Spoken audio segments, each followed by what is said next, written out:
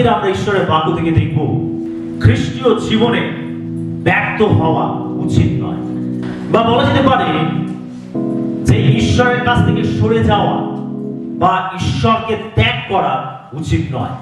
খ্রিস্টীয় জীবনে ব্যর্থতা খুবই ভয়ঙ্কর এবং হতাশজনক বিষয়।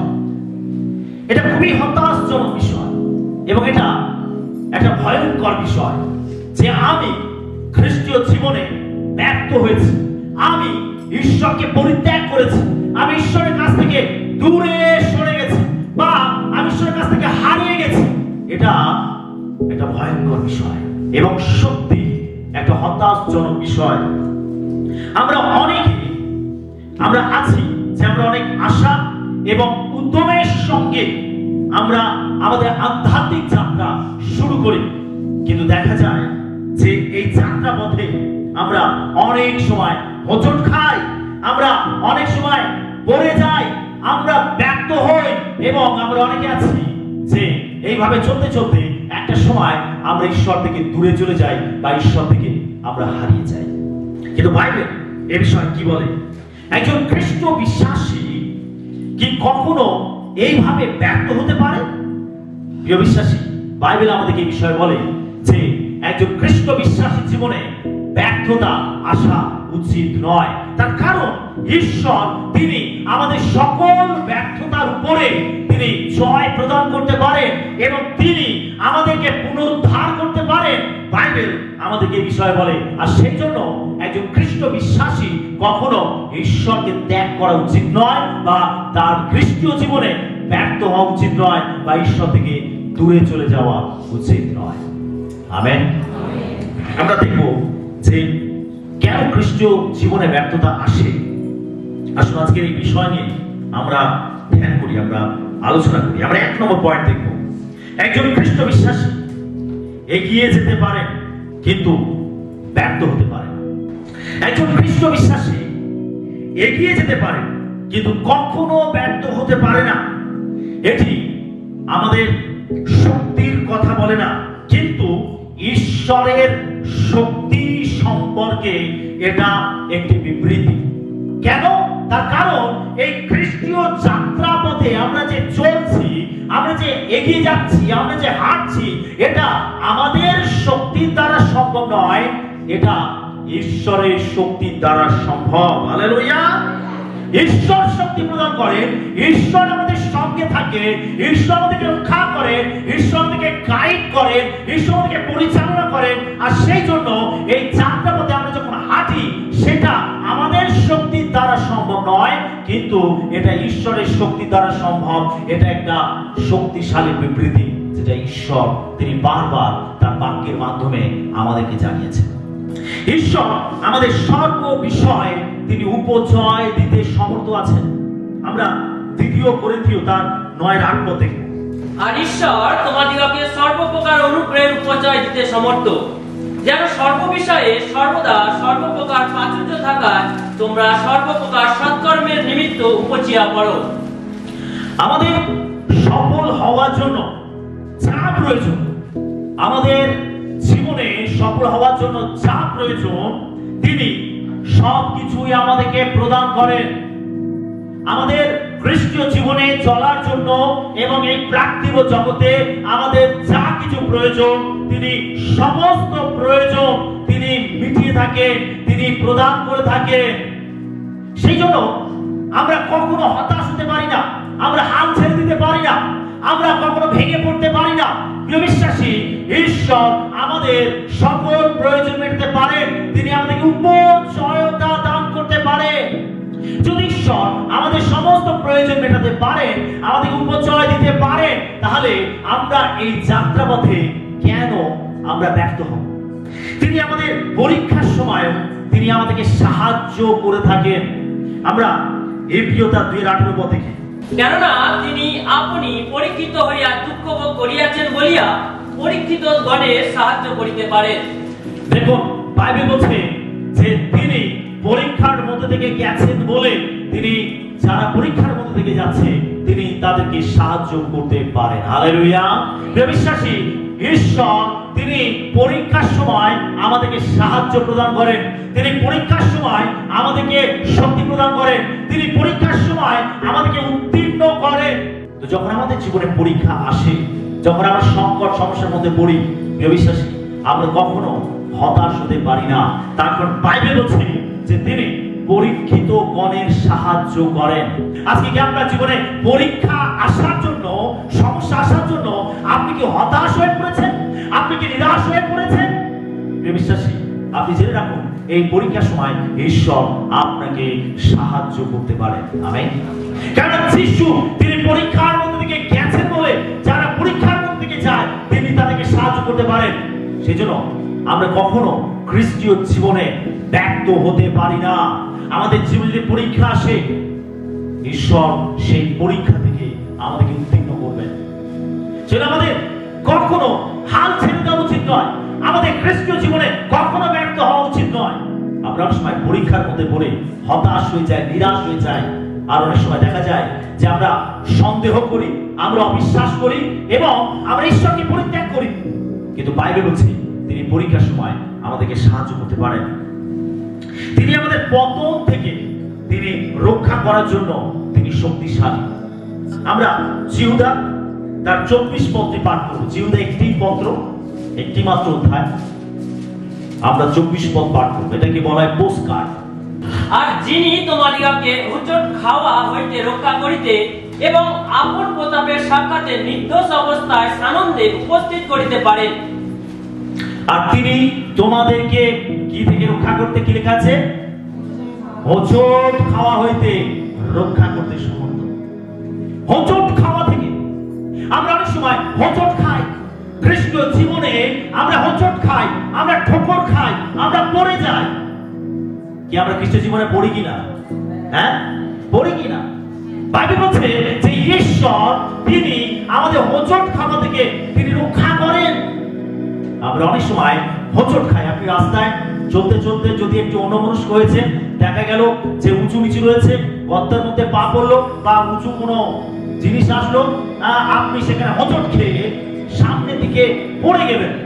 বাইবেল বলছে যে ঈশ্বর আমাদের এই আত্মিক যাত্রা পথে হোঁচট খাওয়া থেকে তিনি রক্ষা করতে পারে। আমেন। আমরা অনেক সময় ঠোকর খাই, আমরা হোঁচট খাই, কিন্তু ঈশ্বর আমাদের হোঁচট খাওয়া থেকে রক্ষা করতে পারে।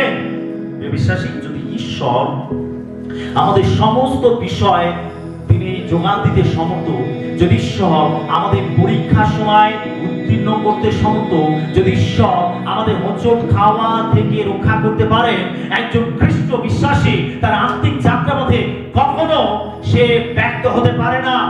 যদি ঈশ্বর এইভাবে আমাদেরকে সাহায্য করে, আমরা কেন আমরা ব্যর্থ হব খ্রিস্টীয় জীবনে? কেন আমরা ঈশ্বর থেকে দূরে চলে যাব? কেন আমরা হতাশ হব, নিরাশ হব? ঈশ্বর তিনি আমাদের সঙ্গে রয়েছেন, সেই জন্য তিনি আমাদেরকে রক্ষা করবেন। এই যাত্রাপথে আমরা যে হাঁটছি, এই যাত্রাপথে আমরা আমাদের শক্তি দ্বারা চলি না, কিন্তু ঈশ্বর আমাদেরকে শক্তি প্রদান করেন। এটা বাইবেলের একটা শক্তিশালী বিবৃতি। হালেলুয়া। তিনি আমাদের জয় প্রদান করার জন্য শক্তিশালী। আমরা প্রথম করিন্থীয় তার 15:57 পদ পাঠ করব। কিন্তু ঈশ্বরের ধন্যবাদ হোক, তিনি আমাদের প্রভু যীশু খ্রিস্ট দ্বারা আমাদেরকে জয় প্রদান করেন। বাইবেল বলছে ঈশ্বরের ধন্যবাদ হোক যে তিনি খ্রিস্ট যিশুর মাধ্যমে আমাদেরকে জয় প্রদান করেন। কি জোরে হালেলুয়া বলে? ঈশ্বর তিনি তার পুত্র যিশুর মাধ্যমে আমাদেরকে জয় প্রদান করেন। আমরা যিশুর নামে বিজয়ী। হালেলুয়া।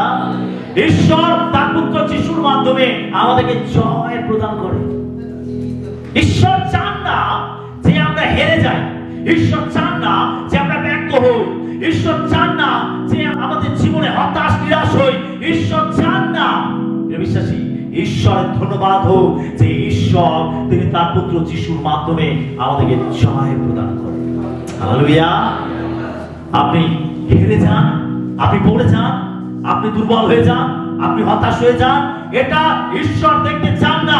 ঈশ্বর প্রত্যেকটা সমস্যার সলিউশন করার জন্য তিনি তার পুত্র যিশুকে দিয়েছেন, যেন আমরা যিশুকে বিশ্বাস করি, যিশুকে গ্রহণ করি, আমরা যিশুর উপরে নির্ভর করি, তার কারণ যিশুর মাধ্যমে আমরা আমাদের জীবনের প্রত্যেকটি ক্ষেত্রে আমরা জয়লাভ করতে পারি। হালেলুয়া।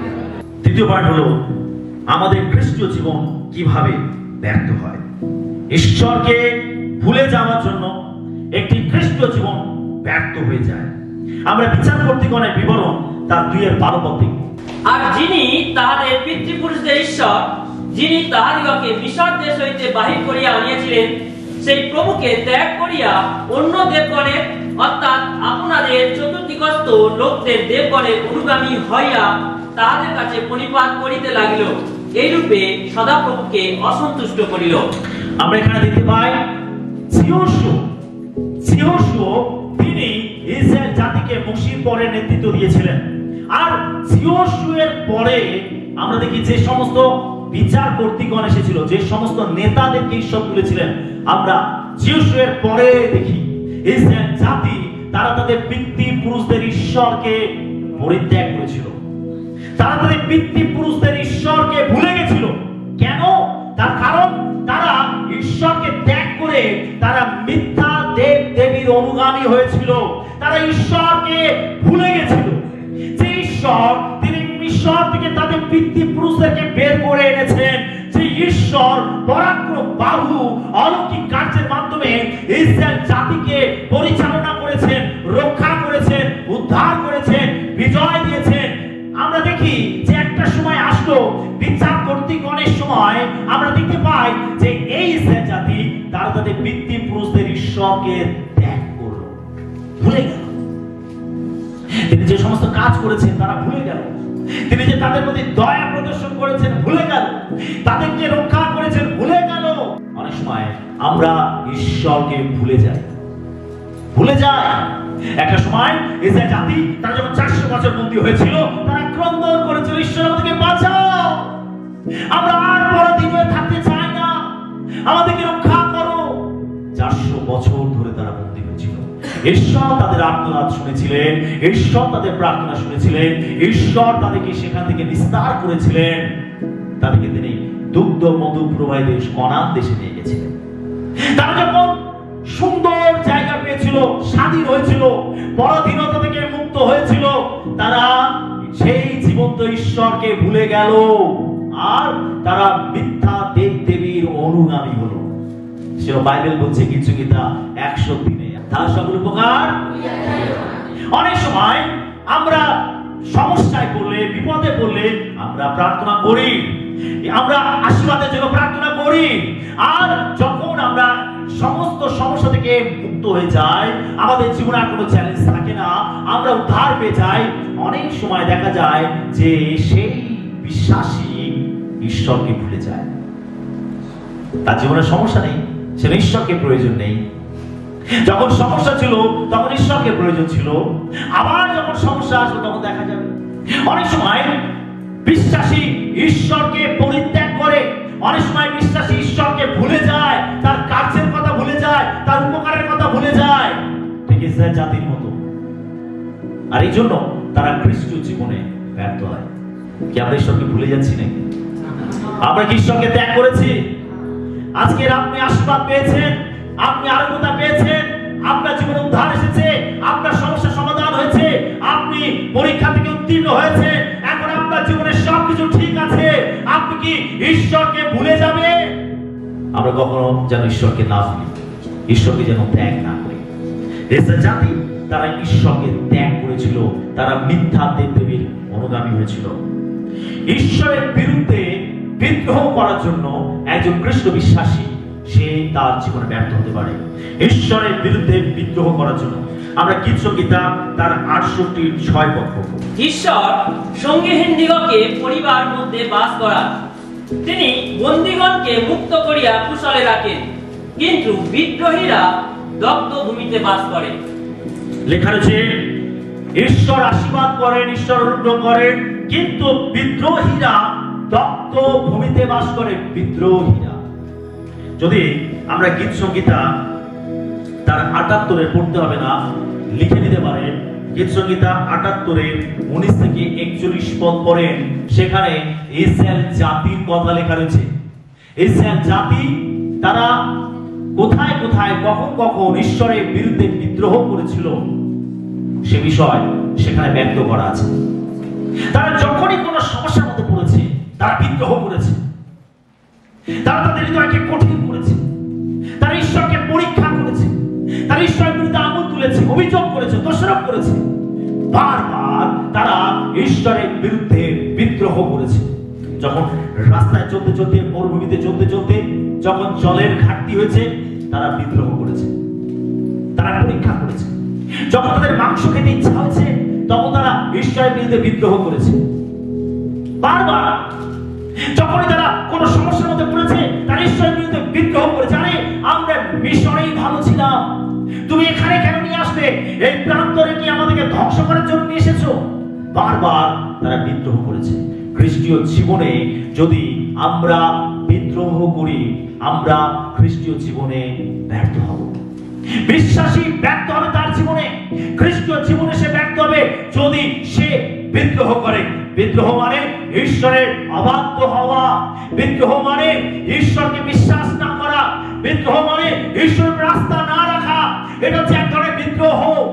অনেক সময় খ্রিস্ট বিশ্বাসী সে ঈশ্বরকে অবিশ্বাস করে, ঈশ্বরের বাক্যকে অমান্য করে সে ঈশ্বরের বিরুদ্ধে বিদ্রোহ ঘোষণা করে।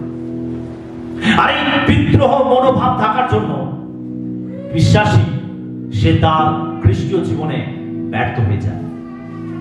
এই বিদ্রোহ করার জন্য তার হৃদয় কঠিন হয়ে যায়। ঈশ্বরের প্রতি যে ভক্তি, ভালোবাসা, শ্রদ্ধা সমস্ত কিছু হারিয়ে যায়। আর তখনই একজন খ্রিস্ট বিশ্বাসী সে তার জীবনে ব্যর্থ হয়ে যায়। আমেন। ব্যর্থ হয়ে যায় মানে সে পড়ে যায়। ঈশ্বরের চেয়ে মানুষকে বেশি ভয় করার জন্য একজন খ্রিস্ট বিশ্বাসী তার জীবনে ব্যর্থ হতে পারে। আমরা প্রথম সময়েল তার 15-24 পদ পাঠ করব।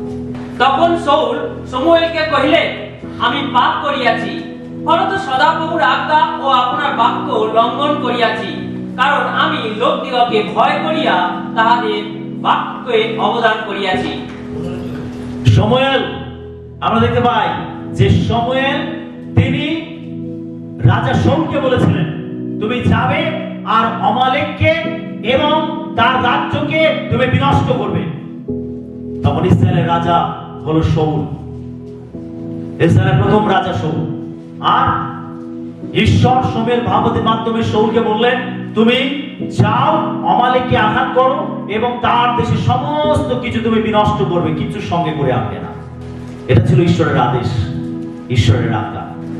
কেন যখন ইসরায়েল জাতি মিশর থেকে বেরিয়ে আসছিল তখন এই অমালেকীয়রা তারা ঘাঁটি বসিয়েছিল, তারা ইসরায়েল জাতিকে আক্রমণ করার চেষ্টা করেছিল। ঈশ্বর এটা দেখেছিলেন। এখন সময় এসেছে বিচার করার।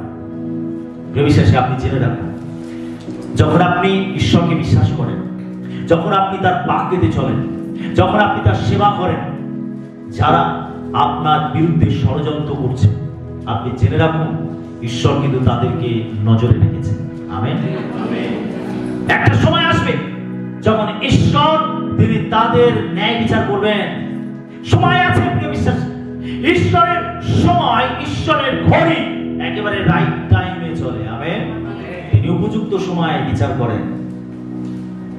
সেটা আমরা যখন সমস্যার মধ্যে পড়ি, কষ্টের মধ্যে পড়ি, কেউ অত্যাচার করে, আমরা কখনো এরকম প্রার্থনা যেন না করি প্রভু তুমি এর বিচার করো। আমরা এরকম প্রার্থনা করবো, আমরা বিচার, ঈশ্বরের বিচার সেই ক্ষেত্রে দাবি করবো না, তাহলে সেটা তার জন্য ভয়ঙ্কর হতে পারে। আপনি শুধু ঈশ্বরের কাছে ক্ষমা প্রার্থনা করুন তার জন্য, ঈশ্বর সঠিক সময় বিচার করবেন। আমেন। তো অমালেকীয়রা তারা ঘাঁটি বসিয়েছিল, তারা বিভিন্ন ভাবে পরিকল্পনা করেছিল ইসরায়েল জাতিকে আক্রমণ করার জন্য। ঈশ্বর এটা দেখেছিলেন এখন সময় এসেছে বিচার করার, প্রতিশোধ নেওয়া। ঈশ্বর তিনি সেই জন্য শাউলকে বলেন যে তুমি অমালেককে এবং তার রাজ্যকে তুমি ধ্বংস করবে, কোনো কিছু সঙ্গে করে নিয়ে আসবে না। এটা ছিল ঈশ্বরের আজ্ঞা, ঈশ্বরের আদেশ। শাউল আক্রমণ করেছিল, যুদ্ধ করেছিল এবং সেই রাজ্যের সমস্ত ভালো ভালো জিনিস সবকিছু বন্দী করে, লুট করে সঙ্গে করে নিয়ে এসেছিল। সে অমালেককে জীবিত রেখেছিল এবং তার রাজ্যের যেগুলো একেবারে হীন, যেগুলো কোনো উপকারে নয়, তুচ্ছ জিনিস, সেগুলোকে বিনষ্ট করেছিল। যেগুলো মূল্যবান, যেগুলো ভালো, যেগুলো তরতাজা, যেগুলো সুন্দর, সেগুলোকে লুট করে নিজের রাজ্যে নিয়ে এসেছিল। ঈশ্বর শমূয়েলকে বলছে, শমূয়েল, আমি শাউলকে রাজা রূপে অভিষেক করেছি বলে আমার অনুশোচনা হচ্ছে। শুনছি কেন ঈশ্বর? কারণ আমি তাকে যা করতে বলেছি, আমি তাকে যা করতে বলেছি সে তা করেনি। সে আমার বাক্যকে অমান্য করেছে। আমি তাকে সবকিছু বিনষ্ট করতে বলেছি, কিন্তু যেগুলো তুচ্ছ, সামান্য, ক্ষীণ, সেগুলোকে নষ্ট করেছে। সমস্ত ভালো ভালো জিনিস সে বন্দী করে নিয়ে এসেছে। শমূয়েল একজন ভাববাদী। ঈশ্বর তার সঙ্গে কথা বলেন, ঈশ্বর তাকে জানান। আর সেজন্য শমূয়েল সেই যুদ্ধক্ষেত্রে উপস্থিত না থাকলেও ঈশ্বর তাকে পুঙ্খানুপুঙ্খ সমস্ত বিষয় তাকে জানিয়ে দিয়েছেন। যখন শমূয়েল শাউলের কাছে গেলেন আর শাউলকে গিয়ে যখন শাউলের সঙ্গে যখন দেখা করছে, তখন শাউল বলছে, দেখুন আমি সবকিছু নষ্ট করেছি, ধ্বংস করে দিয়েছি। শমূয়েল ভাববাদী বলছে, তাহলে ওই গরুর আওয়াজ, ছাগলের আওয়াজ, মেষের আওয়াজ আমার কানে আসছে কেন? তুমি যেগুলো ভালো ভালো সেগুলোকে তুমি লুট করে নিয়ে এসেছো। তখন শাউল বলছে, আরে তাই তো, আমি ঈশ্বরের বিরুদ্ধে পাপ করেছি। শমূয়েল ভাববাদী বলছে যে আপনি ঈশ্বরের অবাধ্য হয়েছেন, সেজন্য আপনার রাজ্য স্থির থাকবে না। আমেন। আপনি ঈশ্বরের অবাধ্য হয়েছেন, সেজন্য আপনার রাজ্য স্থির থাকবে না। শমূয়েলকে শাউল অনেক বিরাবিরি করছে। আর শমূয়েল যখন চলে যেতে চাইছে, তখন শাউল কি করেছে, সে বস্ত্র তার হাত ধরেছে, আর তার হাতে জামাটা লেগেছিল, আর ছিঁড়ে তার হাতে চলে এসেছে। বলছে, ঈশ্বর এইভাবে তোমার রাজ্যকে ছিঁড়ে দেবে, তোমার রাজ্যকে নষ্ট করে দেবে, তোমার রাজ্যকে। কারণ তুমি ঈশ্বরের অবাধ্য হয়েছ, তুমি ঈশ্বরের বিরুদ্ধে গেছো। শাউল কি বলছে, না না, আমি লোকেদেরকে ভয় পেয়েছিলাম। আমার সঙ্গে যে সমস্ত দলবল গেছিল, যে সমস্ত সৈন্য সামনে গেছিল, আমি তাদেরকে দেখে ভয় পেয়েছিলাম, আর তাই আমি কাজ করেছি। বিশ্বাসী যারা ঈশ্বরকে ভয় না করে মানুষকে ভয় করবে, তারা বিশ্বাসী জীবনে ব্যর্থ হবে। আমেন। শাউল ঈশ্বরকে ভয় না করে সে লোকেদেরকে ভয় করেছিল, আর সেই জন্য তার রাজ্য স্থির থাকেনি, সে তার সিংহাসনে রাজত্ব করতে পারেনি। ঈশ্বর তার রাজ্যকে কেড়ে নিয়েছিলেন এবং তিনি দাউদকে দিয়েছিলেন। হালেলুয়া। সেজন্য আপনি জেনে রাখুন, যদি আপনি ঈশ্বরকে ভয় না করে আপনি মানুষকে ভয় করেন, আপনি খ্রিস্টীয় জীবনে ব্যর্থ হবেন। আপনি ঈশ্বরকে কখনো সন্তুষ্ট করতে পারবেন না, আপনি ঈশ্বরকে খুশি করতে পারবেন না। যেন আমাদের জীবনে প্রত্যেকটা ক্ষেত্রে সর্বদা ঈশ্বরকে খুশি করতে হবে। আমরা নতুন নিয়মে একটা অংশ পাঠ করি। প্রেরিত 4:19 এবং 20 পদ। কিন্তু পিতর ও যোহন উত্তর করিয়া তাহাদিগকে কহিলেন, ঈশ্বরের কথা অপেক্ষা আপনাদের কথা শোনা ঈশ্বরের সাক্ষাতে বিহিত কিনা আপনারা বিচার করুন। কারণ আমরা যাহা দেখিয়াছি ও শুনিয়াছি তাহা না বলিয়া থাকিতে পারি না। আমরা নতুন নিয়মে পিতরকে এবং যোহনকে দেখি, যিশুর শিষ্যদেরকে দেখি। তারা যিশুর নামে সাক্ষ্য দিচ্ছিল, তারা যিশুর নামে তারা প্রচার করছিল, তারা যিশুর নামে অলৌকিক কার্য করছিল। আর এই জন্য তাদেরকে বন্দী করে, তাদেরকে সবার মাঝখানে রেখে তাদের বিচার করা হচ্ছিল। এবং যে সমস্ত সমাসদ ছিল, তারা তাদেরকে ভয় দেখাচ্ছিল, না না, তোমরা এই যিশু নাম আর মানুষকে বলবে না, তোমরা আর লোকেদের জন্য প্রার্থনা করবে না, তোমরা আর সমাচার প্রচার করবে না, তোমরা আর সাক্ষ্য দেবে না, তোমরা আর অলৌকিক কাজ করবে না, তোমরা একেবারে চুপ করে থাকবে। পিতর আর যোহন বলছিল যে ঈশ্বরের কথা শোনা অপেক্ষা মানুষের কথা শোনা শ্রেষ্ঠ নয়। আমেন। তারা মানুষকে ভয় পায়নি, তারা ঈশ্বরকে ভয় পেয়েছিল, তারা ঈশ্বরকে খুশি করার চেষ্টা করেছিল। সেটা পিতর এবং যোহন বলছিল যে আমরা যা দেখেছি, যা শুনেছি তা না বলে থাকতে পারি না। আমেন। তাদেরকে শাসানো হচ্ছে, তাদেরকে ভয় দেখানো হচ্ছে, তাদেরকে প্রেসার দেওয়া হচ্ছে, তারা যেন চুপ করে যায়, তারা যেন আর যিশুর কথা না বলে, তারা যেন প্রার্থনা না করে, তারা যেন প্রচার না করে, তারা যেন যিশু নামে অলৌকিক কার্য না করে, তাদেরকে প্রেসার দেওয়া হচ্ছিল, চাপ দেওয়া হচ্ছিল, তাদেরকে ভয় দেখানো হচ্ছিল। কিন্তু পিতর এবং যোহন তারা ভয় পায়নি। শাউল রাজা হয়ে ঈশ্বর তাকে অভিষেক করেছিলেন, তিনি তেল দিয়ে তাকে রাজার রূপে অভিষেক করেছিলেন। সেই ঈশ্বর অভিষেক পেয়েছিল, কিন্তু ঈশ্বর অভিষেক পেয়ে ঈশ্বরের অবাধ্য হয়েছিল। সে লোকেদেরকে ভয় করেছিল, ঈশ্বরকে ভয় না করে। কিন্তু আমরা নতুন নিয়মে বিতর্ক এবং চোখকে দেখি তারা মানুষকে ভয় না করে তারা ঈশ্বরকে ভয় করেছিল। হালেলুয়া। যদি আপনি খ্রিস্টীয় জীবনে আপনি মানুষকে ভয় করেন, তাহলে আপনি খ্রিস্টীয় জীবনে ব্যর্থ হবেন। আমাদের ভয় করতে হবে ঈশ্বরকে। আজ এরকম আমরা দেখতে পাই চারিদিকে যে তাড়না, চারিদিকে যে প্রেশার আমরা চারিদিকে দেখতে পাই, গ্রামে গঞ্জে বিভিন্ন জায়গাতে আমরা দেখতে পাই খ্রিস্ট বিশ্বাসীদের উপরে বিভিন্ন তাড়না, নির্যাতন, অত্যাচার চলছে। আর এই জন্য অনেকে তারা মানুষকে ভয় করে, অনেকে আছে হয়তো যারা হয়তো প্রার্থনা করা বন্ধ করে দিচ্ছে, অনেকে আছে হয়তো বাইবেল পড়া বন্ধ করে দিচ্ছে, অনেকে আছে হয়তো মণ্ডলীতে যাওয়া বন্ধ করে দিচ্ছে, অনেকে আছে হয়তো ঈশ্বরকে ডাকা বন্ধ করে দিচ্ছে। তারা আবার পুরাতন জীবনে ফিরে যাচ্ছে। লোক ভয় ফাঁদ স্বরূপ। যে লোককে ভয় করবে, যে মানুষকে ভয় করবে, সে তার খ্রিস্টীয় জীবনে ব্যর্থ হবে। ব্যর্থ হওয়া মানে সে পড়ে যাবে, ব্যর্থ হওয়া মানে ঈশ্বর থেকে হারিয়ে যাবে, ব্যর্থ হওয়া মানে সে ঈশ্বরের প্রতি আর তার ভক্তি, ভালোবাসা, বিশ্বাস, নির্ভরতা থাকবে না। সে তার খ্রিস্টীয় জীবনে ব্যর্থ হবে। আমরা দেখবো যে জাগতিকতার কারণে একজন খ্রিস্ট বিশ্বাসী তার জীবনে ব্যর্থ হতে পারে। আমরা মতি তার 13-22 পদটি পাঠ করব। আর যে কাঁটা বনের মধ্যে উঠত, সেই বাক্য শুনে আর সংসারের চিন্তা ও ধনের মায়া সেই বাক্য চাপিয়া রাখে, তাহাতে সে ফলহীন হয়। বিশ্বাসী বাইবেল বলছে যে জগৎকে ভালোবাসবে সে ঈশ্বরকে ভালোবাসতে পারবে না। যিশু বীজ বাবকের দৃষ্টান্ত দিয়ে তিনি বলেছিলেন। তো 4টে ভূমির কথা প্রভু যিশু শিক্ষা দিয়েছেন। পথের পাশে জমি, পাথুরে জমি, কাঁটা ঝোপ এবং উত্তম ভূমি। যে বীজগুলো কাঁটা ঝোপের মধ্যে পড়েছিল, সেই বীজ থেকে চারা বেরিয়েছিল, বড় হয়েছিল, কিন্তু আশেপাশে ওই কাঁটা ঝোপগুলো কি করেছিল, কাঁটা গাছগুলো তারাও বেড়ে উঠেছিল এবং সেই গাছটিকে চেপে ধরেছিল। ফলে ওই গাছটি আর শাখা প্রশাখা সে ছড়াতে পারেনি, সে বড় হতে পারেনি এবং সেটা ফল দিতে পারেনি। কাঁটা ঝোপ তাকে চেপে দিয়েছিল। আমরা অনেক বিশ্বাসী আছি, আমরা যিশুর কথা শুনি, ঈশ্বরের বাক্য শুনি, আমাদের হৃদয়ের ভূমিতে পড়ে, সেখান থেকে আমরা বিশ্বাসীও হই, আমরা প্রভুর মধ্যে চলতে আরম্ভ করি। কিন্তু চলতে চলতে কি দেখা যায়, এই কাঁটা ঝোপ চেপে ধরে। জগতের চিন্তা, ধনের চিন্তা, জীবিকার চিন্তা, সংসারের চিন্তা, বিভিন্ন জাগতিক বিষয় তার মাথার মধ্যে এমন ভাবে ঘুরতে আরম্ভ করে, তার জীবনকে এমন ভাবে চেপে ধরে যে সে তখন আর প্রার্থনা করার সময় পায় না, আর চার্চে আসার সময় পায় না, আর প্রভুকে ডাকবার সময় পায় না, আর প্রভুর রাজ্যের কথা চিন্তা করতে পারে না।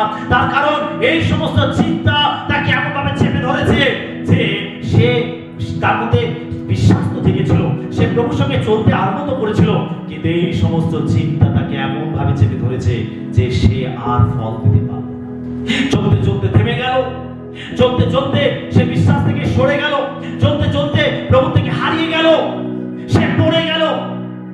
বিশ্বাসী, জাগতিকতা, জাগতিক জিনিস আমাদেরকে খ্রিস্টীয় জীবনে চলতে ব্যর্থ করতে পারে। আমরা তিমার কথা দেখতে পাই, বেরেত পৌল তিমার কথা বলেছিলেন। তিমা বেরেত পৌলের যে প্রচারের দল ছিল, সেই প্রচারের দলে একজন সহকর্মী রূপে বেরেত পৌলের সঙ্গে থেকে কাজ করছিল, সেবা কাজ করছিল। বেরেত পৌল যেখানে প্রচার করতে যেতেন আর তিমা তার সঙ্গে সঙ্গে যেতেন। কিন্তু বেরেত পৌল তিনি একটা জায়গায় বলছেন, তিনি বলছেন যে তিমা বর্তমান যুগকে ভালোবাসাতে সে আমাকে ত্যাগ করিয়েছে। সে সুন্দরভাবে বেরেত পৌলের সঙ্গে কাজ করছিল। বেরেত পৌল যেখানে যাচ্ছিল সেখানে গিয়ে প্রচার করছিল। বেরেত পৌল যেখানে যাচ্ছিল সেখানে গিয়ে মণ্ডলীর পরিচর্যা করছিল। বেরেত পৌল যেখানে যাচ্ছিল সেখানে গিয়ে শিশুর পরিচর্যা কাজ করছিল, শিশু কথা বলছিল, সাক্ষ্য দিচ্ছিল।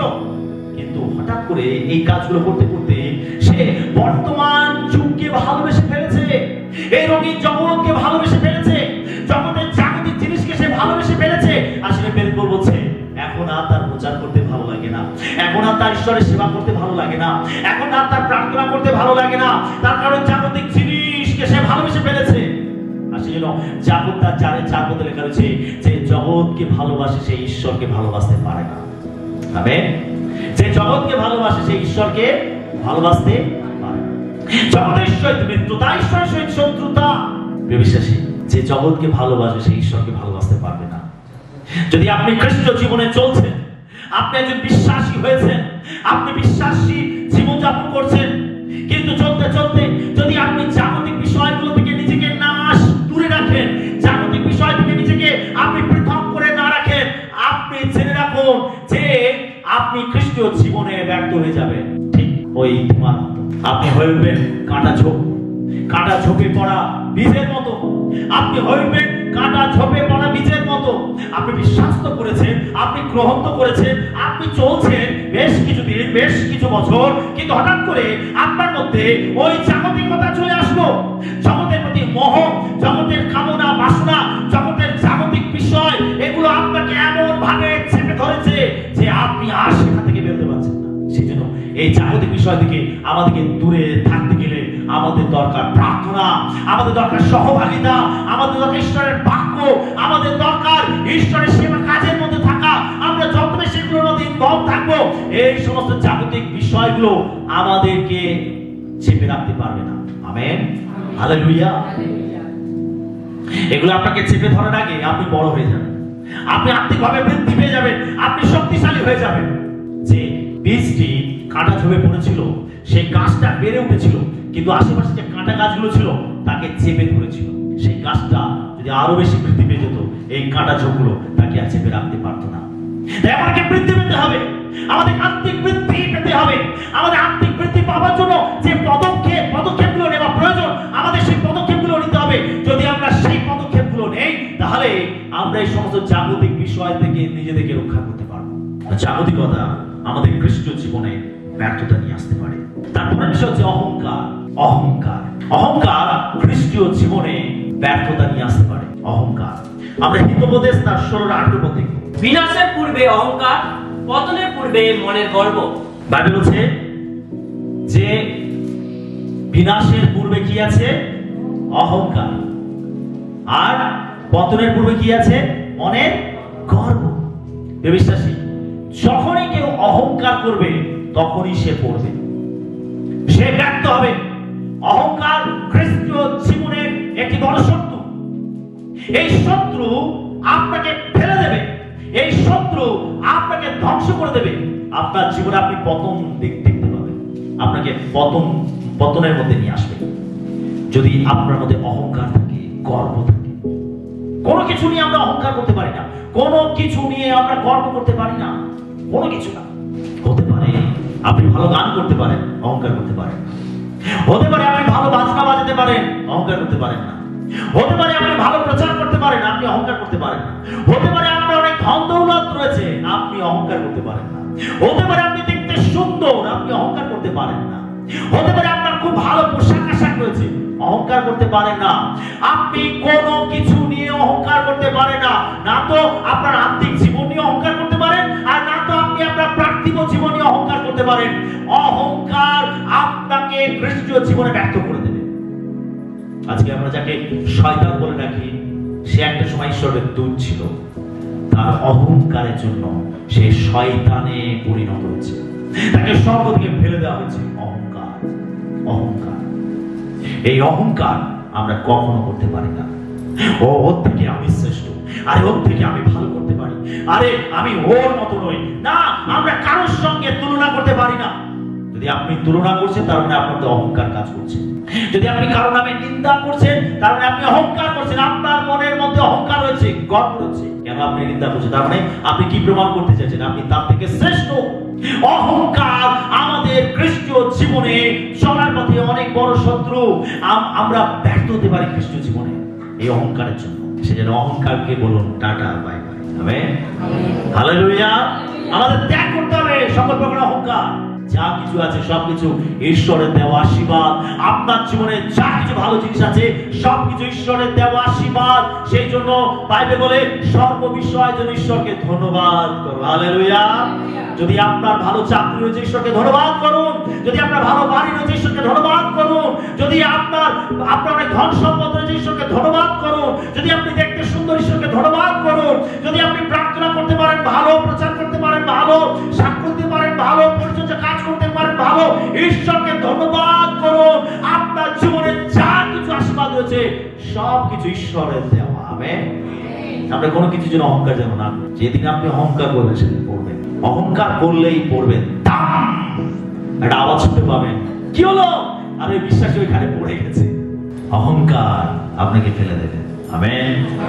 অহংকার থেকে আমরা যেন দূরে থাকি। হালেলুয়া।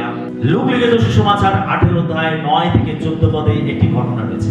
এটা একটা দৃষ্টান্ত দিয়েছিলেন, তিনি এমনভাবে দৃষ্টান্তটা দিয়েছিলেন যেন তিনি তার সামনে এই ঘটনাটা ঘটছে। তিনি বলছেন যে দুইজন ব্যক্তি মন্দিরে গেল, দুইজন ব্যক্তি উপাসনা করার জন্য মন্দিরে গেল, প্রার্থনা করার জন্য মন্দিরে গেল।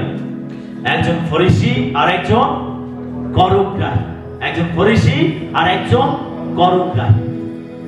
যে ফরিসি তার মধ্যে একটা আত্মধার্মিকতা রয়েছে। ফরিসিরা তারা মসজিদ ব্যবস্থাকে পালন করত, আর তারা ভাবতো যে তারাই হলো সব থেকে ধার্মিক ব্যক্তি, ঈশ্বরের একেবারে কাছের মানুষ। করগ্রাহীরা কিন্তু তারা এটা জানতো যে তারা লোকেদেরকে ঠকিয়ে তারা টাকা উপার্জন করে। যারা করগ্রাহী হতো, করগ্রাহীর কাজ কি? কর আদায় করা। আমরা সবকেওকে দেখতে পাই, সবকেও একজন করগ্রাহী ছিল। আর জিহুদি জাতির লোকেরা তারা এই করগ্রাহীদেরকে সহ্য করতে পারত না, তাদেরকে ঘৃণা করত। সবকেওকে লোকেরা ঘৃণা করত। যেন যিশু যখন সবকের বাড়িতে রাত্রি যাপন করেছিলেন, তখন লোকেরা আলোচনা করছিল, আরে যিশু উনি নাকি একজন ভাববাদী, উনি নাকি একজন ধার্মিক ব্যক্তি, উনি পাপীর বাড়িতে রাত্রি যাপন করেন। তার মানে জিহুদিরা তারা করগ্রাহীদেরকে পছন্দ করতো না, তাদেরকে ঘৃণা করত।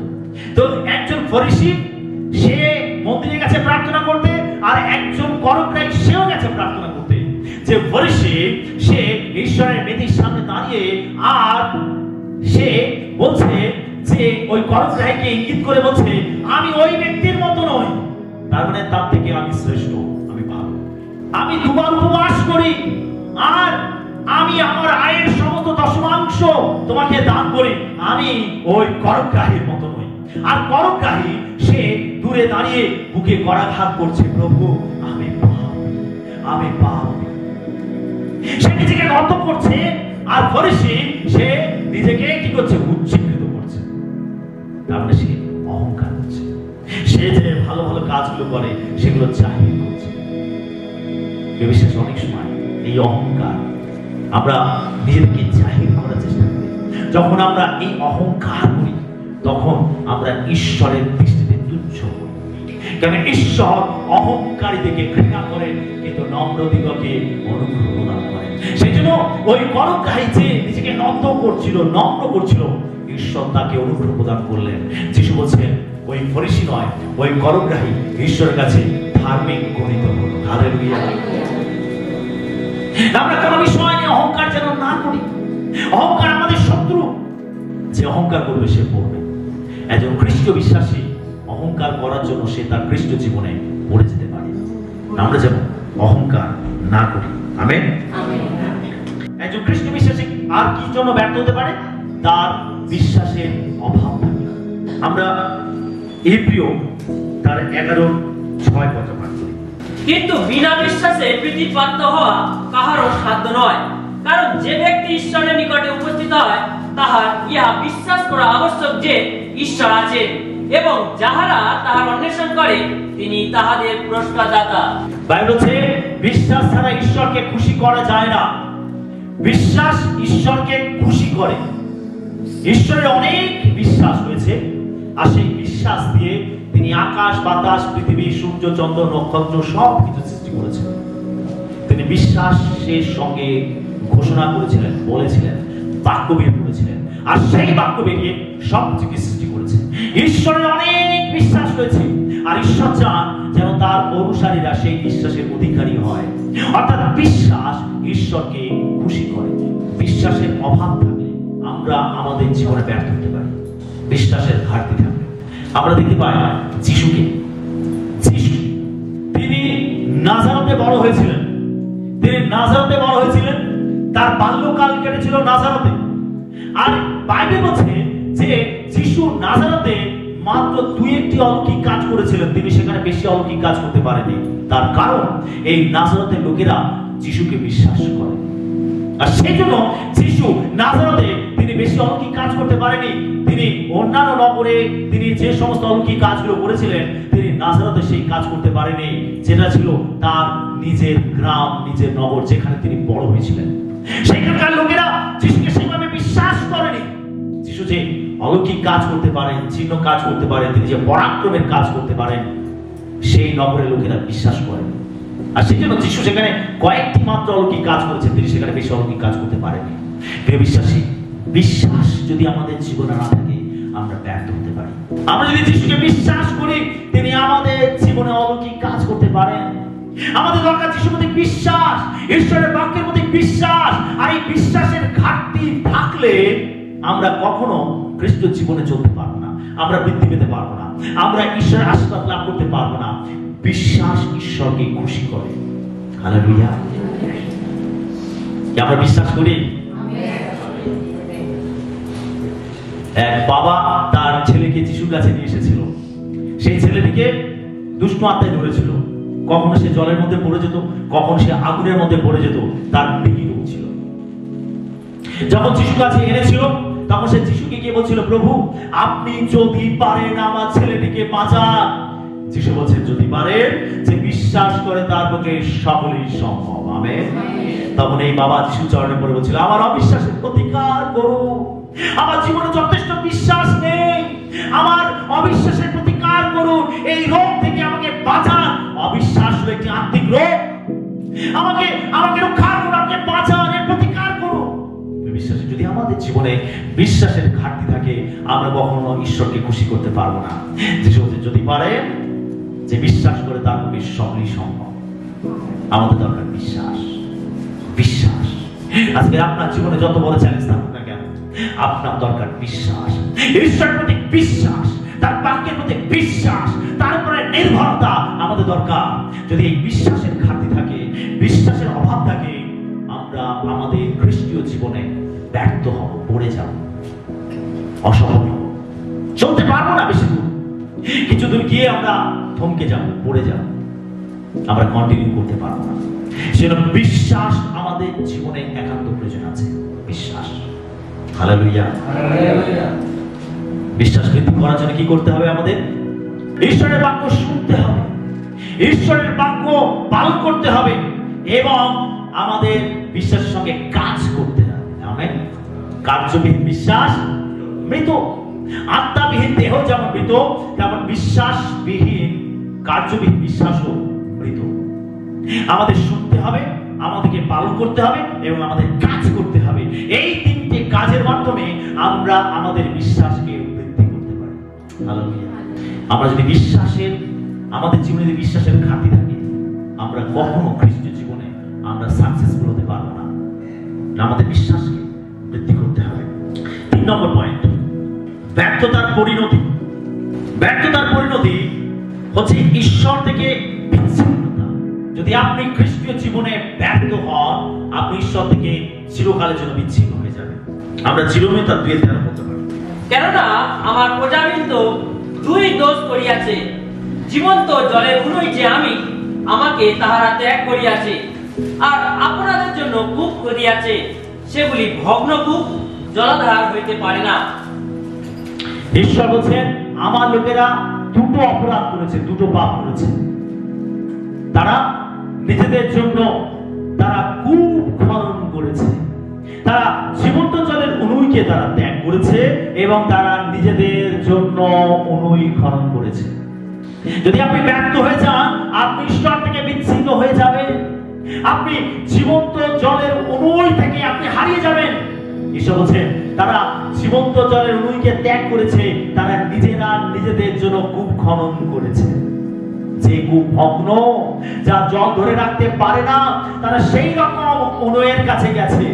ঈশ্বর যে জীবন্ত জলের উনুই, সেই উনুইকে তারা ত্যাগ করেছে, তারা নিজেদের জন্য উনুই খনন করেছে।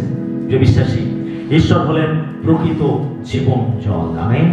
তিনি আমাদের প্রকৃত জীবন দান করে থাকেন। যদি আপনি আপনার খ্রিস্ট জীবনে ব্যর্থ হন, তার মানে আপনি ঈশ্বর থেকে চিরকালের জন্য বিচ্ছিন্ন হয়ে যাবেন। আপনি জীবন জলের উনুই থেকে, কূপ থেকে আপনি বিচ্ছিন্ন হয়ে যাবেন। অর্থাৎ আমাদের জীবনে ব্যর্থতা আমাদের ঈশ্বর থেকে চিরকালের জন্য বিচ্ছিন্ন করে দেয়। ঈশ্বরের উপস্থিতি থেকে, ঈশ্বরের আশীর্বাদ থেকে, ঈশ্বরের অনুগ্রহ থেকে আমরা চিরকালের জন্য বিচ্ছিন্ন হয়ে যাব। আর কি? নিষ্ফল জীবন। ব্যর্থতার পরিণতি নিষ্ফল জীবন। আমরা মতি তার 13-22 পদে পাঠ করব। আর যে কাঁটামারের মধ্যে উঠত যে সেই বাক্য শুনে আর সংসারের চিন্তা ও ধনের মায়া সেই বাক্য চাপিয়া রাখে, তাহাতে সে ফলহীন হয়। বাইবেল বলছে যে খ্রিস্ট জীবনে ব্যর্থ হওয়ার মানে তার পরিণতি কি? সে নিষ্ফল থাকবে, তার জীবনে কোনো ফল থাকবে না। এই গাছটি সে বেড়ে উঠেছিল, কিন্তু কাঁটা ঝোপ তাকে চেপে দিয়েছিল, আর সে ফল দিতে পারেনি। প্রিয় বিশ্বাসী, আপনি ফল ধারণ করতে পারবেন না যদি আপনি খ্রিস্ট জীবনে ব্যর্থ হন। আপনার জীবন হবে নিষ্ফল জীবন। নিষ্ফল জীবন মানে আপনার জীবনে কোনো আধ্যাত্মিক ফল দিতে পাওয়া যাবে না, আপনার জীবনে কখনো ঐশ্বরিক ফল দিতে পাওয়া যাবে না, আপনি কখনো আত্মিকভাবে বৃদ্ধি পাবেন না, আপনার জীবনে আত্মিক ফল দিতে পাওয়া যাবে না। প্রিয় বিশ্বাসী, যদি আপনি খ্রিস্ট জীবনে ব্যর্থ হয়ে যান, ব্যর্থ হওয়ার পরিণতি হচ্ছে আধ্যাত্মিক পরাজয়। আধ্যাত্মিক পরাজয়। আমরা জিওশু তার 7-13 পদ দেখব। উঠো, লোকদিগকে পবিত্র করো, বলো তোমরা কল্যাণের জন্য পবিত্র হও, কেননা ইসরায়েলের ঈশ্বর সদাপ্রভু এই কথা কহেন, হে ইসরায়েল, তোমার মধ্যে বর্জিত বস্তু আছে, আপনাদের মধ্য হইতে সেই বর্জিত বস্তু দূর না করিলে তুমি আপন শত্রুদের সম্মুখে দাঁড়াইতে পারিবে না। এখানে যদি আমরা আমাদের খ্রিস্টীয় জীবনে ব্যর্থ হই, তার পরিণতি হচ্ছে আধ্যাত্মিক পরাজয়। জিওশু যখন সিরিয় নগরকে আক্রমণ করেছিল, সিরিয় নগরকে সে অনায়াসে পরাজিত করেছিল। এই সিরিয় নগরকে পরাজিত করার জন্য কি করেছিল? জিওশু 7 বার সেই নগরের প্রাচীরের চারদিকে কি করেছিল? প্রদক্ষিণ করেছিল। তাতেই সে প্রাচীর ভেঙে পড়ে গেছিল।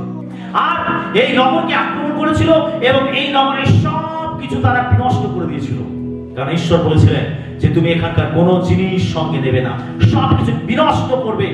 সিরিয় নগর হচ্ছে আমাদের জীবনে হচ্ছে পাপের প্রতীক ছিল। এটা হলো একটা পাপের নগর। আসলে ঈশ্বর চাননি যে এই নগরের কোনো জিনিস তারা লুট করে নিয়ে আসুক। তখনকার দিনে যখন যুদ্ধ হতো, যুদ্ধে যে জয়লাভ করতো, যে রাজ্যটা পরাজিত হতো, হেরে যেত, সেই রাজ্যের জিনিসপত্র তারা লুট করে নিয়ে আসতো। ধন সম্পদ, শস্য, এমনকি মানুষদেরকেও তারা দাস দাস হিসাবে তারা বন্দী করে নিয়ে আসতো এবং জিনিসপত্র তারা লুট করে নিয়ে আসতো।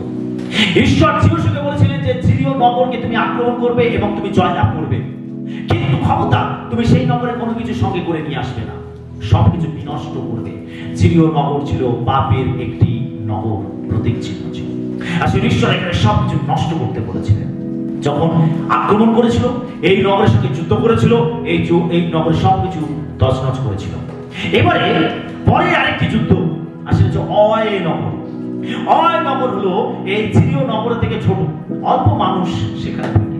জিওশু এবং তার সমস্ত সৈন্য সামন্ত তারা বলছে, আরে অত বড় নগর, শক্তিশালী নগরকে আমরা আক্রমণ করেছি, আমরা জয়লাভ করেছি, আর এই অয় নগর থেকে ক্ষুদ্র নগর, আমরা অনায়াসে সেখানে জয়লাভ করবো। সেটা বেশি যোদ্ধাদের যাওয়া দরকার নেই, বেশি সৈন্য সামন্ত নিয়ে যাওয়া দরকার নেই, আমরা অল্প কজন গেলেই হবে। যাতে এই চিন্তা ভাবনা করে গিয়েছিল, অয় নগরের সঙ্গে যুদ্ধ করতে গেছিল, কিন্তু অয় নগরের সৈন্য সামন্ত ইসরায়েল জাতিকে আক্রমণ করেছিল এবং তারা ভয়তে পালিয়ে এসেছিল। তারা যুদ্ধে জয়লাভ করতে পারেনি, অয় নগরের সঙ্গে যুদ্ধ করে জয়লাভ করতে পারেনি, তারা ভয়ে পালিয়ে এসেছিল। যখন তারা পালিয়ে আসলো, এখন জিওশু চিন্তা করছে, আমরা এই সামান্য নগরকে কেন জয় করতে পারলাম না? কেন প্রভু আমরা পারলাম না? তার কারণ ছিল অবাধ্যতা। কি করেছিল? সেখানে আখন নামে একজন ব্যক্তি, আর সে কি করেছিল? সোনার জিনিসপত্র, দামি মূল্যবান শাল সে লুট করে লুকিয়ে নিয়ে এসেছিল, আর এনে তার তাম্বুর তলায় গর্ত করে পুঁতে রেখে দিয়েছিল। কেউ জানে না, কিন্তু কে জানে? ঈশ্বর জানে। ঈশ্বরের কাছ থেকে কিছু লুকানো যায় না, কিছু লুকাতে পারবেন না। প্রিয় বিশ্বাসী, এই আখন ভেবেছিল কেউ আমাকে দেখতে পায়নি, আমি সোনার অনেক মূল্যবান জিনিস আমি সব লুকিয়ে রেখে দিয়েছি, আরে ভবিষ্যতে আমার কাজে লাগবে। আজকে কেউ জানে না ঈশ্বর তাকে দেখেছে। আর এই পাপ করার জন্য, ঈশ্বরের অবাধ্য হওয়ার জন্য ইসরায়েল জাতি ওই ক্ষুদ্র একটি নগরের সঙ্গে যুদ্ধ করে জয়লাভ করতে পারেনি, তারা পরাজিত হয়েছিল। যখন জিওশু ঈশ্বরের কাছে জানতে চাইলো, তখন ঈশ্বর বলেন যে তোমাদের মধ্যে পাপ আছে, তোমরা বাধ্য হয়েছো, আমি যেটা তোমাদেরকে করতে না করেছিলাম তোমরা তাই করেছো। প্রিয় বিশ্বাসী, আপনি জেনে রাখুন, আপনার জীবনের পাপ আপনার জীবনে অসফলতা ডেকে নিয়ে আসবে। আপনার জীবনের পাপ আপনাকে বন্দী বানাবে, আপনার জীবনের পাপ আপনাকে ব্যর্থ করবে। সেটা পাপ থেকে আমাদেরকে সবসময় দূরে থাকতে হবে। যদি আপনি আপনার জীবনে প্রতিটি ক্ষেত্রে জয়লাভ করতে চান, তাহলে আপনাকে পাপ থেকে সবসময় দূরে থাকতে হবে। আমেন। আপনি কোনো পাপকে হালকাভাবে নিতে পারেন না। এই আখন এই পাপ করেছিল বলে ইসরায়েল জাতি জয়লাভ করতে পারে। আর সেই জন্য ঈশ্বর তাদেরকে বলেছিলেন তোমরা পবিত্র হও। তার উপবাস করেছিল, পবিত্র হয়েছিল। তারা আখনকে বন্দী করেছিল, তাকে ধ্বংস করেছিল, এবং ইসরায়েল জাতি এই পাপের জন্য তারা উপবাস করেছিল, অনুতাপ করেছিল, তারা পবিত্র হয়েছিল। তারপর যখন তারা অয় নগরের বিরুদ্ধে যুদ্ধ করতে গেছিল, তখন তারা অয় নগরকে পরাজিত করেছিল। হালেলুয়া। ছিল অবাধ্যতা, বিশ্বাসী অবাধ্যতা আমাদের আধ্যাত্মিক পরাজয় ডেকে নিয়ে আসে। অবাধ্যতা। আমেন। তো ব্যর্থতার পরিণতি কি? আধ্যাত্মিক পরাজয়। যদি আপনি ব্যর্থ হন খ্রিস্টীয় জীবনে চলতে, আপনি আপনার জীবনে পরাজিত হবেন, হেরে যাবেন, বিজয় হতে পারবেন না, আপনি পরাজিত হবেন। ঈশ্বরের কাছ থেকে চিরস্থায়ী বিচ্ছিন্নতা। ব্যর্থতার পরিণতি হচ্ছে ঈশ্বরের কাছ থেকে চিরস্থায়ী বিচ্ছিন্নতা। আমরা মত্তী তার 25:41 পদ থেকে। পরে তিনি বাম দিকে স্থিত লোকদিগকেও বলিবেন, ওহে সাবগ্রস্ত সকল, আমার নিকট হইতে দূর হও। দিয়া বলে, ও তাহার দূতগণের জন্য যে অনন্ত অগ্নি প্রস্তুত করা গিয়াছে, তাহার মধ্যে যাও। যদি আপনি খ্রিস্টীয় জীবনে ব্যর্থ হন, পড়ে যান, আপনি চিরকালের জন্য ঈশ্বর থেকে বিচ্ছিন্ন হয়ে যাবেন। দেখুন এখানে লেখা রয়েছে, একটা সময় যখন আসবে, যখন তিনি বিচার করবেন, যারা তাদের খ্রিস্টীয় জীবনে ব্যর্থ হবে তাদেরকে তিনি বাঁ দিকে রাখবেন, আর যারা সফল হবে তিনি তাদেরকে ডান দিকে রাখবেন। যারা বাঁ দিকে থাকবে তিনি তাদেরকে বলবেন যে তোমরা যাও, ওই অনন্ত নরকের মধ্যে যাও, দিয়াবলের জন্য যে নরক তৈরি করেছি সেইখানে যাও। এখানে লেখা রয়েছে 41 পদে। পরে তিনি বাম দিকে স্থিত লোকদিগকে বলিবেন, ওহে সাব্যস্ত সকল, আমার নিকট হইতে দূর হও। দিয়াবলের ও তার দূতগণের জন্য যে অনন্ত অগ্নি প্রস্তুত করা হইয়াছে, তাহার মধ্যে যাও। নরক, জেনে রাখুন, নরক মানুষের জন্য ঈশ্বর তৈরি করেননি। আমেন। নরক কার জন্য বানিয়েছেন ঈশ্বর? কার জন্য? শয়তানের জন্য। মানুষের জন্য নরক নয়। মানুষের জন্য ঈশ্বর কি বানিয়েছে? স্বর্গরাজ্য। কিন্তু দুঃখের বিষয়, অনেকে আছে যারা খ্রিস্টীয় জীবনে ব্যর্থ হবে, যারা খ্রিস্টীয় জীবনে পড়ে যাবে, যারা খ্রিস্ট পথে চলতে চলতে তারা থেমে যাবে। তাদের অবিশ্বাস, তাদের অহংকার, তাদের অবাধ্যতা, এই সমস্ত মন্দ পাপের জন্য তারা ঈশ্বরের সঙ্গে পথ চলা থামিয়ে দেবে। যারা বিশ্বস্ত ভাবে চলবে না, তিনি তাদেরকে পৃথক করবেন, আলাদা করবেন। ছাড় আর মেষকে যেভাবে পৃথক করা হয় সেভাবে তিনি পৃথক করবেন। এবং ওই যে নরক তিনি বানিয়েছেন শয়তান এবং তার দূতগণকে ফেলে অনন্ত কালের জন্য শাস্তি দেওয়ার জন্য, বিচারের দিনে যারা খ্রিস্টীয় জীবনে ব্যর্থ হবে তিনি বলবেন, যাও, ওই নরকের মধ্যে যাও। শয়তান এবং তার দূতগণের জন্য যে অনন্ত অগ্নিকুণ্ড আমি প্রস্তুত করেছি, তার মধ্যে যাও। বিশ্বাসী, ব্যর্থ খ্রিস্টীয় জীবনে ব্যর্থ হওয়ার পরিণতি হচ্ছে ঈশ্বর থেকে চিরকালের জন্য বিচ্ছিন্ন হয়ে যাওয়া, নরকের মধ্যে অনন্ত কাল থাকা। কোথায় থাকবো আমরা? Amen, hallelujah. আমাদের জীবনে সফল হতে হবে, খ্রিস্টীয় জীবনে সফল হতে হবে। যদি আমরা খ্রিস্টীয় জীবনে সফল হই, তাহলে আমরা ঈশ্বরের সঙ্গে অনন্তকাল ধরে স্বর্গরাজ্যে থাকবো। আর যদি খ্রিস্টীয় জীবনে আমরা ব্যর্থ হই, তাহলে শয়তানের সঙ্গে নরকের মধ্যে থাকবো। আপনি ঈশ্বরের সঙ্গে অনন্তকালের জন্য ঈশ্বরের কাছে থাকবেন, স্বর্গরাজ্যে থাকবেন, নাকি আপনি শয়তানের সঙ্গে অনন্তকাল ধরে নরকের মধ্যে থাকবেন? চিন্তা করুন। যদি আপনি বিচ্ছিন্ন হন, ব্যর্থ হন, ঈশ্বর জীবনে যদি আপনি ব্যর্থ হন, তাহলে আপনি শয়তানের সঙ্গে নরকের মধ্যে থাকবেন অনন্তকাল ধরে।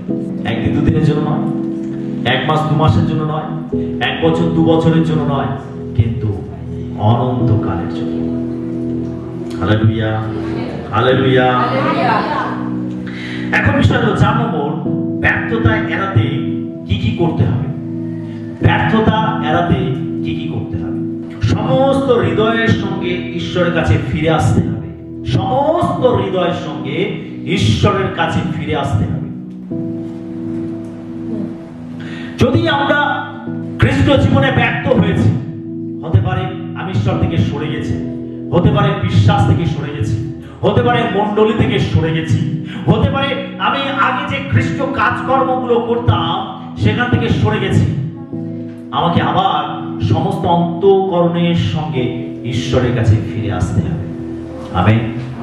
যদি আপনি আপনার ব্যর্থতা থেকে বেরিয়ে আসতে চান, ব্যর্থতাকে এড়াতে চান, আপনি কি করবেন? আপনি সমস্ত হৃদয়ের সঙ্গে আপনি ঈশ্বরের কাছে ফিরে আসুন। সমস্ত হৃদয়ের সঙ্গে ঈশ্বরের কাছে ফিরে আসুন। দ্বিতীয়, ঈশ্বরের উপরে বিশ্বাস রাখুন। আপনি বিশ্বাস করুন ঈশ্বর যে তিনি আপনার এই পরীক্ষা থেকে আপনাকে উত্তীর্ণ করতে পারেন।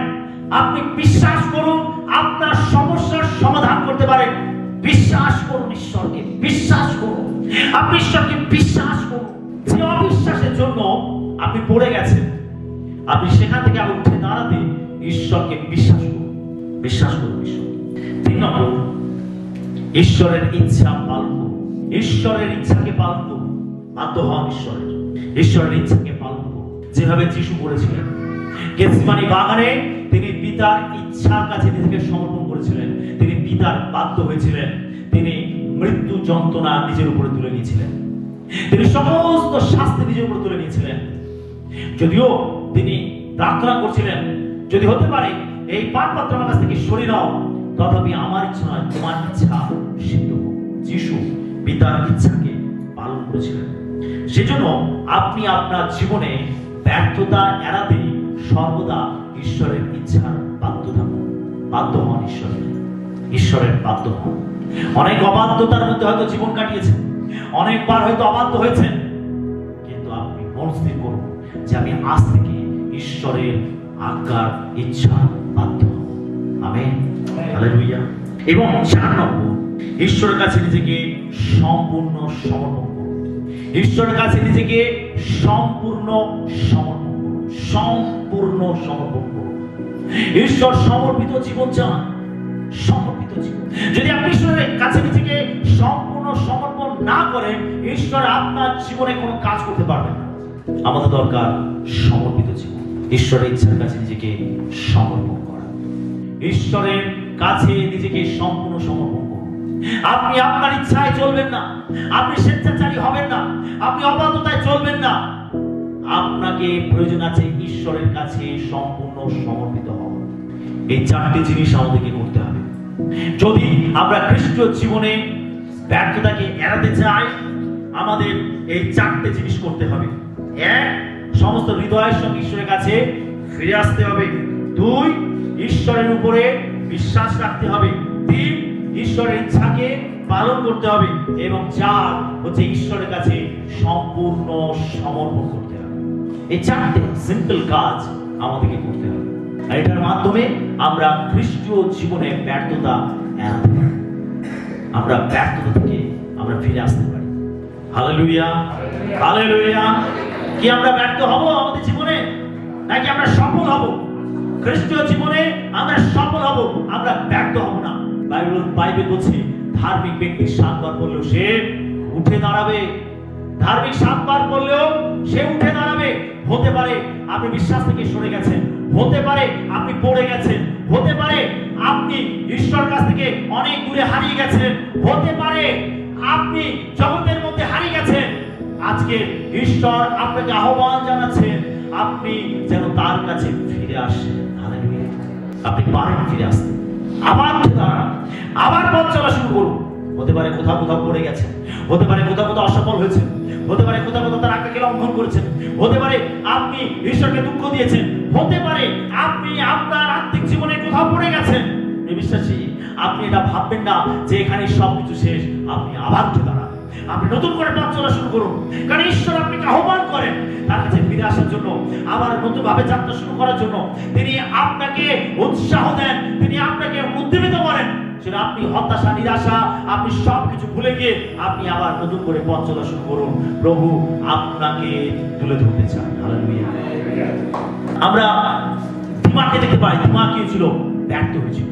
আমরা মার্ককে দেখতে পাই, মার্ক আমরা যে মার্কিত সুসমাচার আমরা নতুন নিয়মে আমরা পাঠ করি, মার্কের লেখা সুসমাচার, এই মার্ক সেও কিন্তু প্রেরিত পৌলের সঙ্গে ছিল, একজন ভৃত্য রূপে প্রেরিত পৌলের সঙ্গে থাকতো। ভৃত্য মানে কি? চাকর, চাকরের মতো থাকতো। এখানে চাকরের কথার অর্থ এখানে সে তাদের সমস্ত দেখাশোনার কাজ করতো, তাদের রান্না বান্না করা, তারা কোথায় থাকবে সেই ঘর দোর সব পরিষ্কার করা, তাদের পোশাক আশাক পরিষ্কার পরিচ্ছন্ন করা, এই সমস্ত কাজগুলো সে করতো মা। কিন্তু যেতে যেতে প্রেরিত পৌলের সঙ্গে থাকতে থাকতে সে কি করেছিল? সেও প্রেরিত পৌলকে পরিত্যাগ করে ফিরে এসেছিল। চাই প্রচার যাত্রার অভিযানে এই মার্ক প্রেরিত পৌলের সঙ্গ দেয়নি, সে ফেরত এসেছিল। আর এই জন্য প্রেরিত পৌলকে অনেক বড় সমস্যার মধ্যে পড়তে হয়েছিল। কে করবে সেই কাজগুলো? ঈশ্বরের রাজ্যের জন্য প্রত্যেকটা কাজই গুরুত্বপূর্ণ। আমেন। প্রত্যেকটা কাজই গুরুত্বপূর্ণ, কোনো কাজ ছোট নয়। যে রান্না বান্না করছে সেটা গুরুত্বপূর্ণ কাজ, যে জায়গা পরিষ্কার করছে এটা গুরুত্বপূর্ণ কাজ, যে লোকেদেরকে আহ্বান করছে এটা গুরুত্বপূর্ণ কাজ। প্রত্যেকটা কাজই গুরুত্বপূর্ণ। তেমন একটা কাজ যদি স্তব্ধ হয়ে যায়, পুরো প্রোগ্রামটাই, প্রজেক্টটাই কিন্তু অনেক বড় একটা ধকলের মধ্যে পড়বে। যেমন প্রেরিত পৌল এবং তার দলকে অনেক বড় সমস্যার মধ্যে পড়তে হয়েছিল। কে দায়িত্ব নেবে, কে পালন করবে, সেই সমস্যার মধ্যে থেকে তারা আবার পরিচর্যার কাজ শুরু করেছিল। কিন্তু প্রেরিত পৌলকে এটা অনেক বড় একটা ঝটকা দিয়েছিল। যেন পরের অভিযানে প্রেরিত পৌল তিনি মার্ককে সঙ্গে নিতে চাননি। বারনাবা মার্কের জন্য অনুরোধ করেছিল, কিন্তু প্রেরিত পৌল তিনি সেই ঘটনা মনে রেখেছিলেন, সেই জন্য তিনি মার্কের সঙ্গে নেননি। একটা সময় পরে মার্ক সে নিজের ভুল বুঝতে পেরেছিল এবং সে নিজেকে উদ্ধার করেছিল। তার ব্যর্থতা থেকে আবার সে উঠে দাঁড়িয়েছিল, সে তার ব্যর্থ জীবন থেকে আবার ফিরে এসেছিল। আর সেজন্য তিনি মার্ক লিখিত সুসমাচার আমাদের উপহার দিতে পেরেছেন। Amen, hallelujah. কিন্তু দিমা সে কিন্তু ফিরে আসে, তার কথা প্রেরিত উল্লেখ করেন। সে সেই যে জগৎকে ভালোবেসে সে ফিরে গেছিল, সেখান থেকে সে আর রিটার্ন আসে, সে আর নিজেকে দাঁড় করাতে পারেনি।